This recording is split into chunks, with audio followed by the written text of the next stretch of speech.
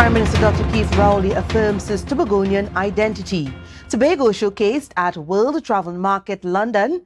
ATFA proposes permit cost increase for Bajan fishermen operating in TNT's waters.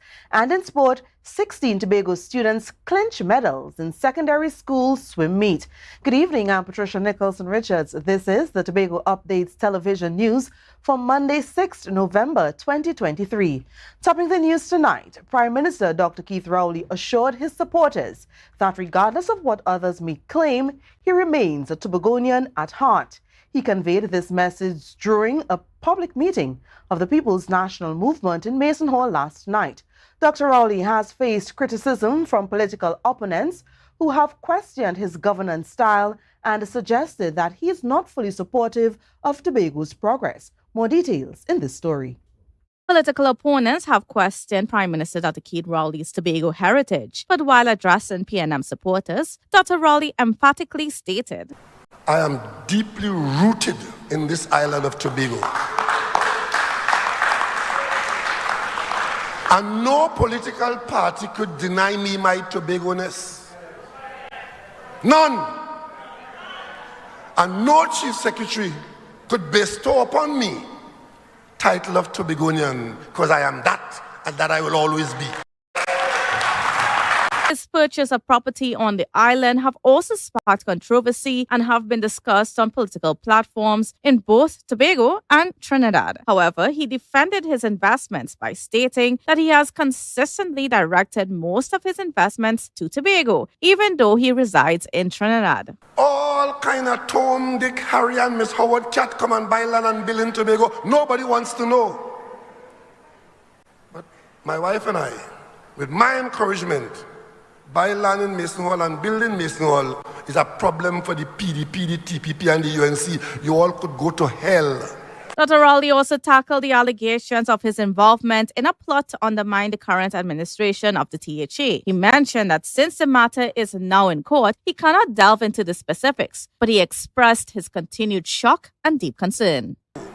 You have a prime minister and a commissioner of police and a senior counsel and a leader of a party who just came out as former chief secretary, who will engage in what they are in fact accusing the PNM of. He did, however, note that the allegations appear to be politically motivated. If you take away Watson Duke party, make Watson Duke a vagrant in Trinidad, political vagrant, you form party in Tobago, one thing that political parties need is political oxygen.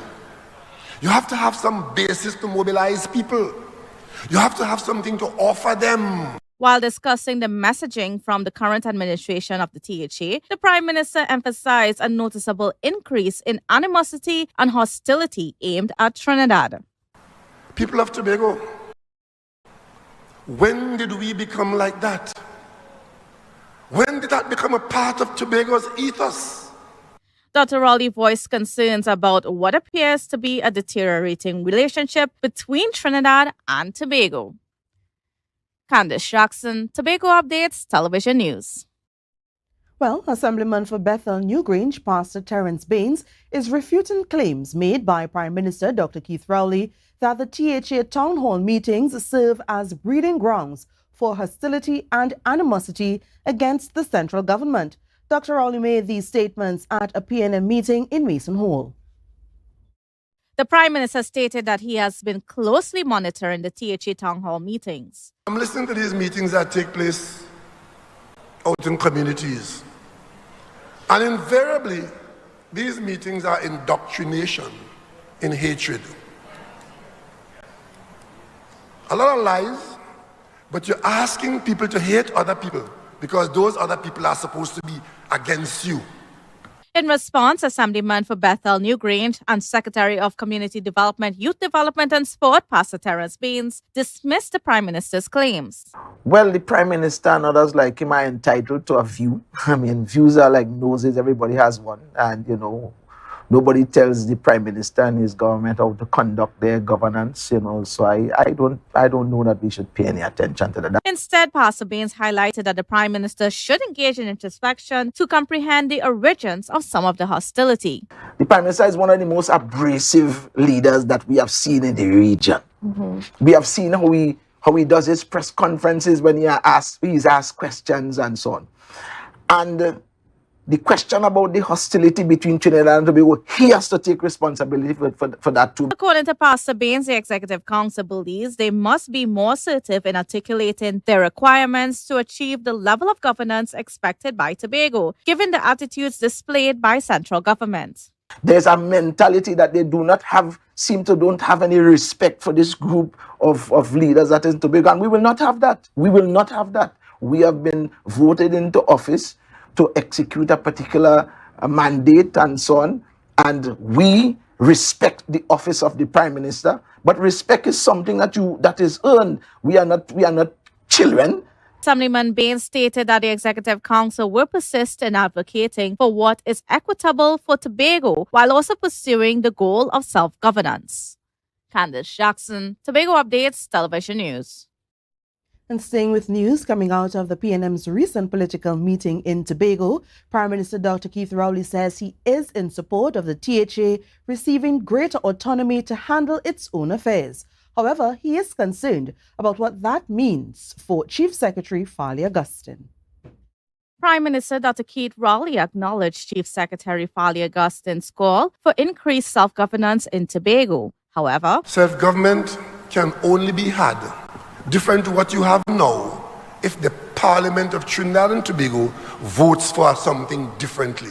a bill aimed at granting Tobago increased self-governance is currently before Parliament. While it was debated, it faced obstacles during the committee stage and has remained pending. The bill is listed on the agenda for completion in the current session of Parliament. In the interim, Prime Minister Dr. Keith Rowley has raised concerns about a letter he received jointly signed by Augustine and former Chief Secretary Ho Choi Charles outlining their demands for self-governance. One of the demands includes Tobago having its own public service. Dr. Rowley is questioning the implications of this demand, particularly in terms of promotions for public servants. And if an opening exists in Trinidad for a better job in the system that you are in, well, you have locked yourself off in Tobago. Is that what Tobago wants?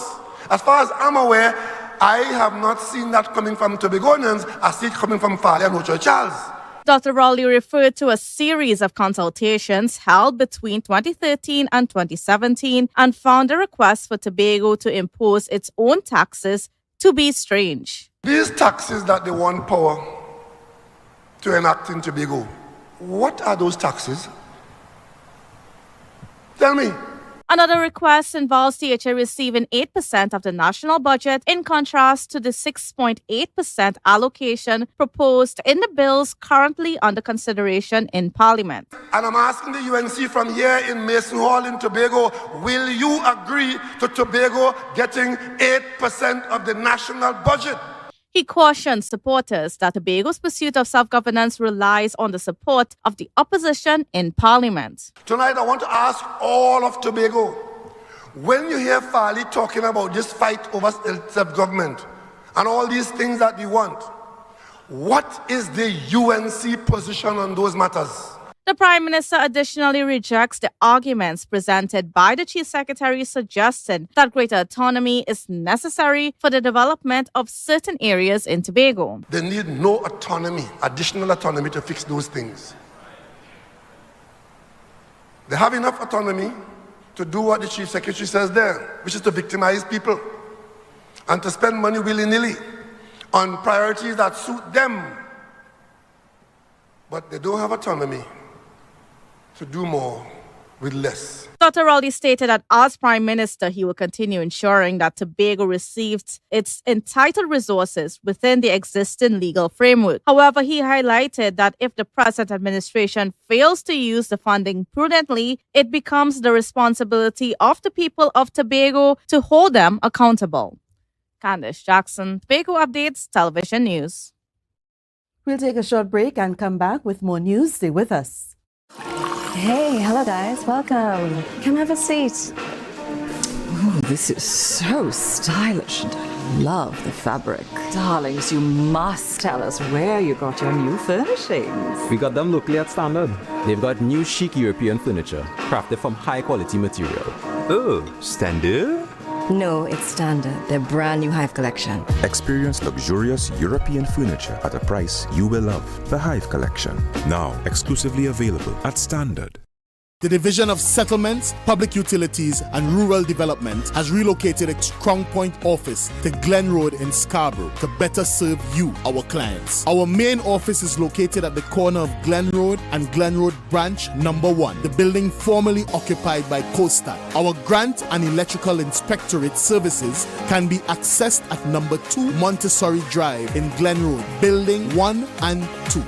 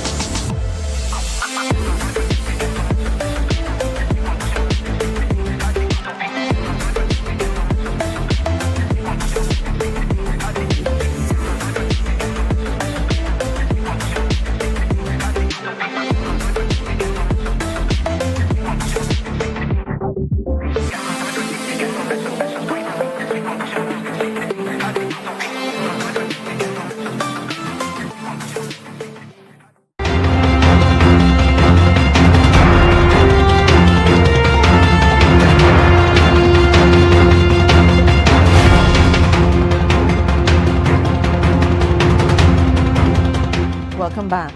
Tobago is being showcased at its largest booth to date at the World Travel Market in London, England.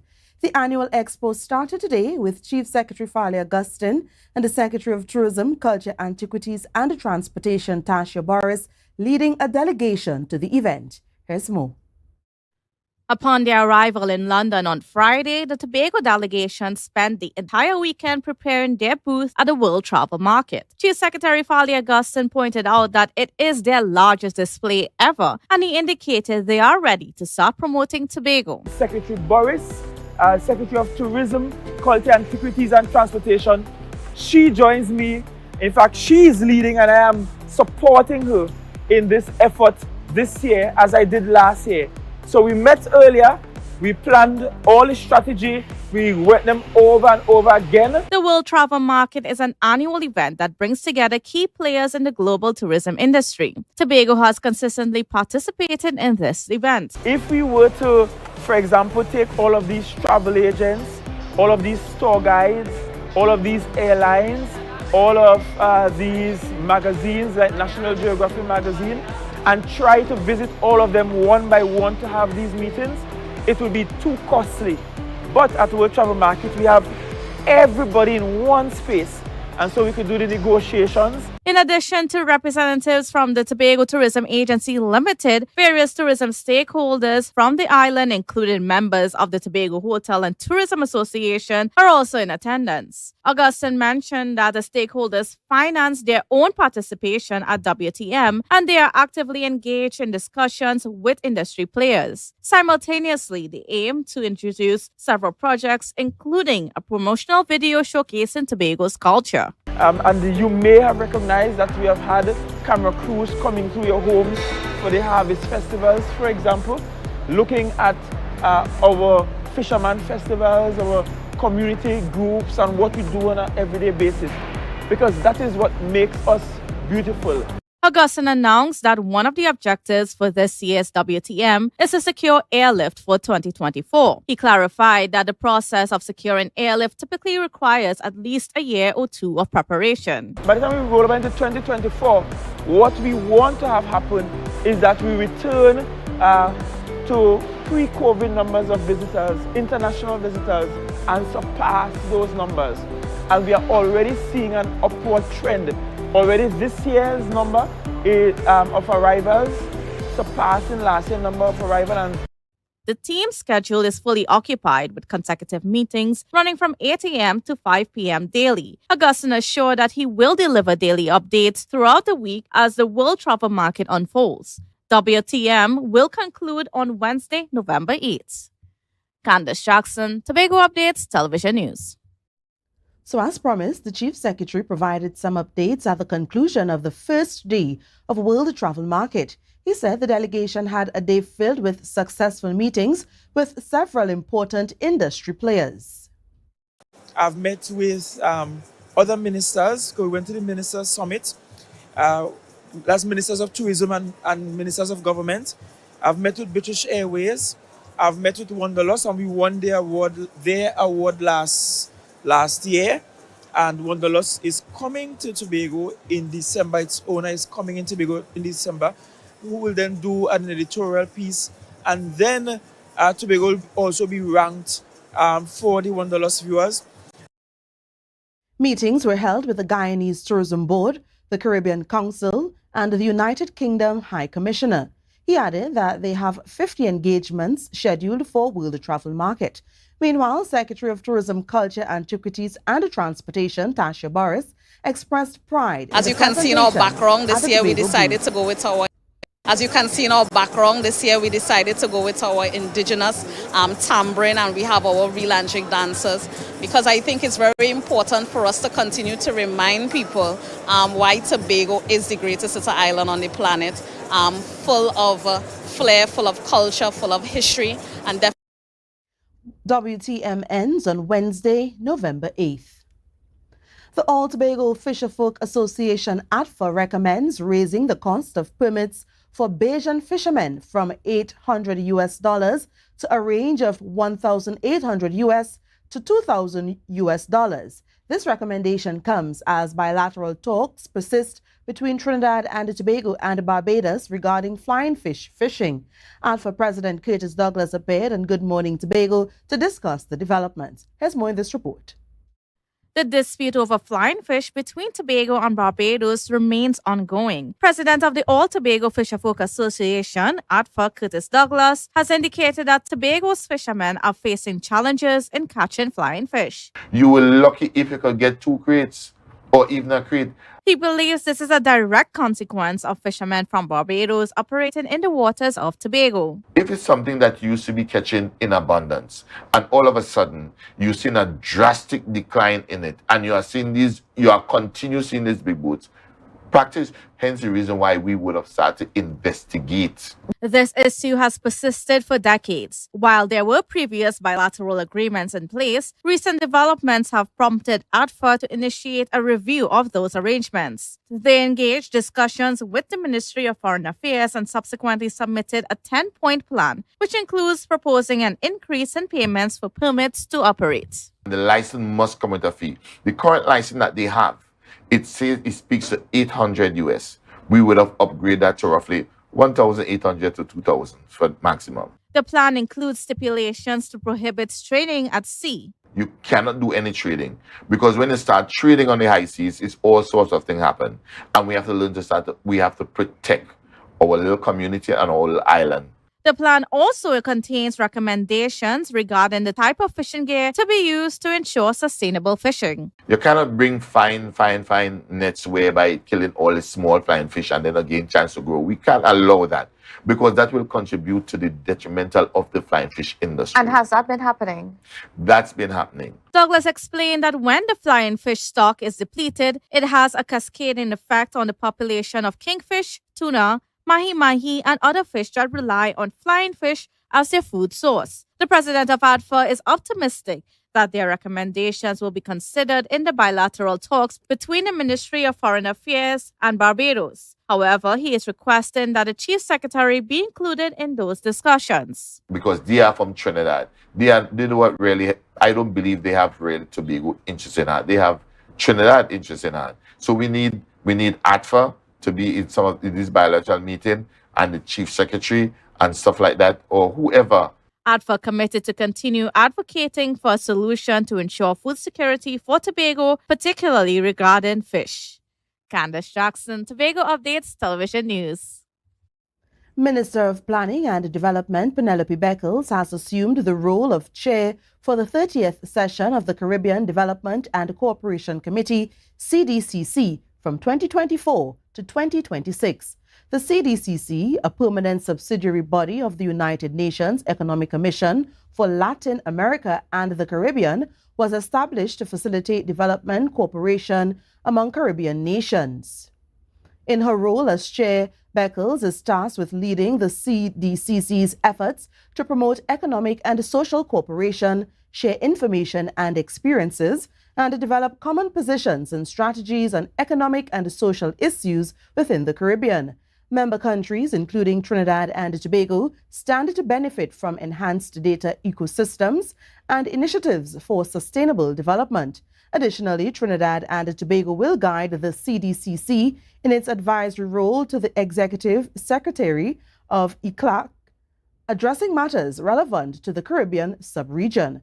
Beckles expressed a strong commitment to promoting collaboration, dialogue, and progress among member nations during her tenure. Well, our sport report is up next. Do stay with us.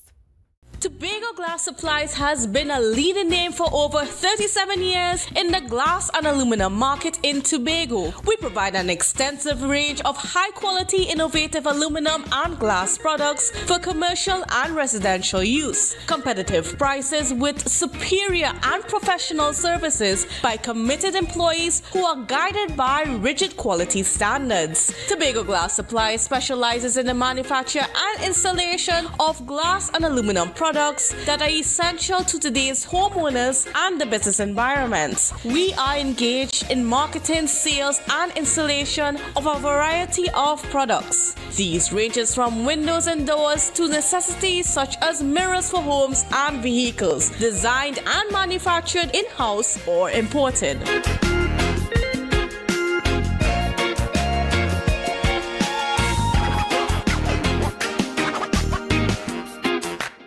The Division of Settlements, Public Utilities and Rural Development has relocated its Crown Point office to Glen Road in Scarborough to better serve you, our clients. Our main office is located at the corner of Glen Road and Glen Road Branch Number 1, the building formerly occupied by Costa. Our grant and electrical inspectorate services can be accessed at Number 2 Montessori Drive in Glen Road, Building 1 and 2.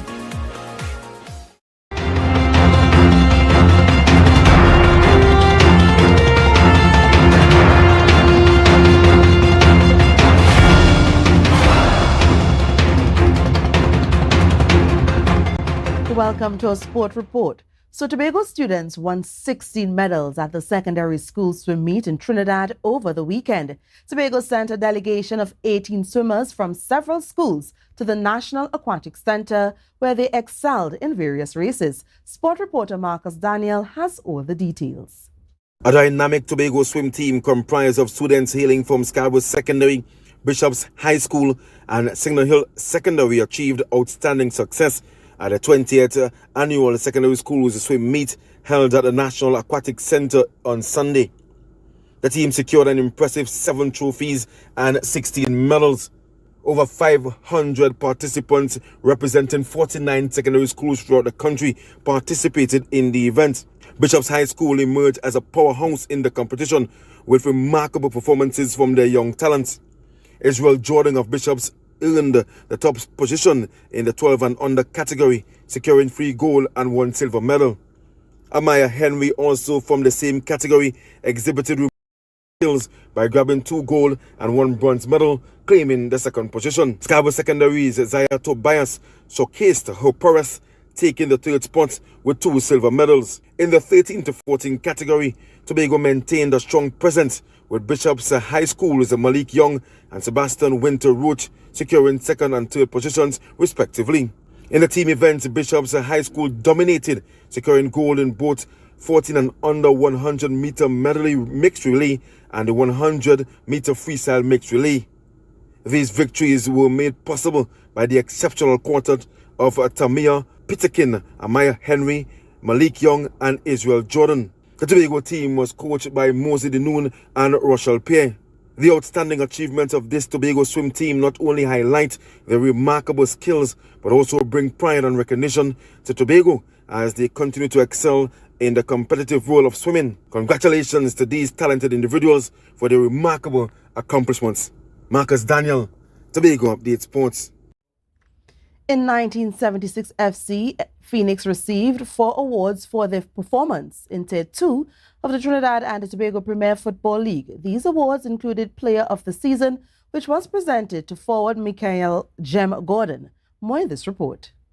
Michael Jem Gordon, the forward for FC Phoenix, clinched the prestigious title of Player of the Season in the inaugural Trinidad and Tobago Premier Football League Tier 2 competition. The award ceremony held last Friday saw Gordon outshine his competitors, including his FC Phoenix teammate and goalkeeper Duvan Daniel and QPCC FC midfielder Sean Da Silva. Gordon's exceptional performance also earned him the titles of Best Forward and the coveted Golden Boot. His impact on FC Phoenix's remarkable unbeaten season was underlined by his league best 8 goals. Further honors for FC Phoenix included Duve Daniel receiving the Best Goalkeeper Award and Nigel D'Souza recognized as the Best Manager. FC Phoenix came out on top of the competition this year, winning all their matches in the league. The TTPFL Awards Gala took place on Friday night at the Trinidad Hilton, celebrating the standout talent and accomplishments in the Trinidad and Tobago's Tier 2 football competition. Marcus Daniel, Tobago Update Sports. We'll take a short break and come back with more. Stay tuned. You know, who would I ever believe, Jessica could take care of a child, I know, right? I'm a kinship foster parent to my nephew Malik. Papa, you remind me of my grandmother, you know, when she used to take care of my cousins. If I didn't step in, I don't know where he would have ended up. Plus, I get support from Children's Authority, training, and counseling. But Jessica, you're not married? That doesn't matter once you have a safe home and you're related to the child. You're good. So did this give money to do this? Yeah, they do give me some money. So, Auntie, you can buy all my game for me? Oh, I'm so sorry, Malik, but that money's to take care of you. Okay, smubble up, yes. I will not try. Mommy, you can buy No. Wait, I didn't even finish my sentence. About Lamborghini, you can get lamb stew for lunch. Auntie Jessica could only come when you come in, because all them does do is talk people business. Malakay, I'm only going on the bed. But Mommy, the boy don't even live here. Yeah, go to your bunkers. What? Bunkers? Where's that? I think I'm getting pretty good at this.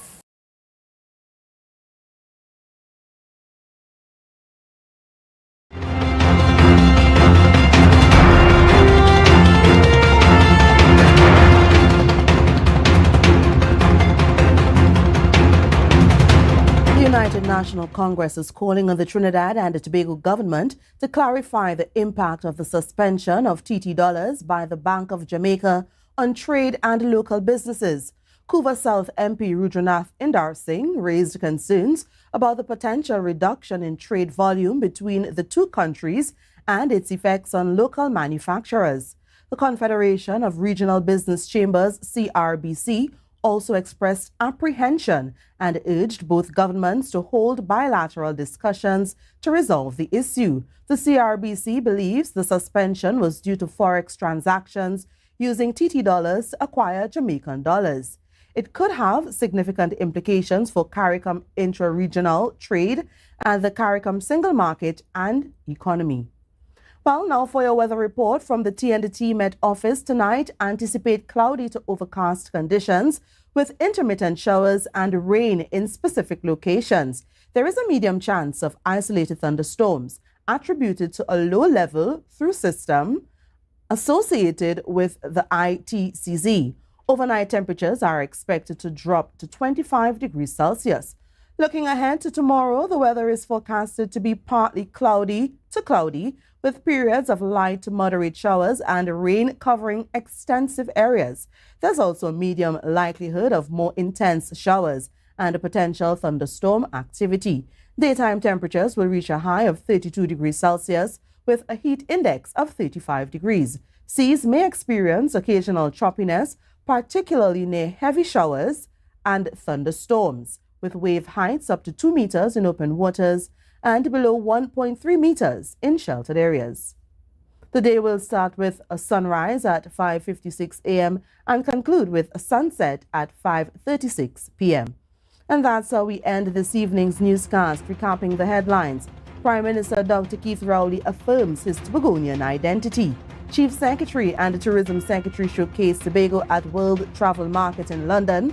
ADFA proposes permit cost increase for Bajan fishermen operating in the TNT's waters. And in sport, 16 Tobago students clinch medals in secondary school swim meet. I'm Patricia Nicholson Richards, thanking you so much for joining us and wishing you a good night.